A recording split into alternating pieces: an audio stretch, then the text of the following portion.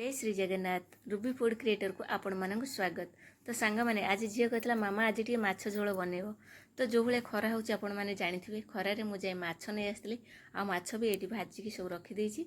आ मसला देखंतु एटी बनै देछि। मसला नेथिली पियाज रसुण अदा सुखिला लंका जीरा टिके ताको भलो भाबे ग्राइंडिंग कर देइथिली।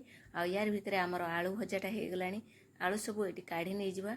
आलू काढी देकी जो तेलटा बंची थिला सेथरे आउ किछि तेल ऐड करी सेथरे पकेदवा गोटा मसला किछि गोटा मसला पके सारिया परे आमे पकेदवा किछि जीरा जीरा फुटी गला परे आमे काटिकी रखिथवा गोटे टमाटो सेथरे पकेदवा। टमाटो किछि समय जारेबा जरे सारला परे आमे जो मसलाटा रखिथिले से मसलाटा पकेदवा।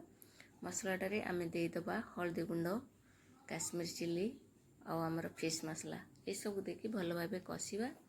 मसलाटा कसिला परे टिके सेथरे टिके पकेदवा लूण मन नथिला तो लूण पकेया पई तो एबे टिके मन पड़ला लूण टिके पकेदवा।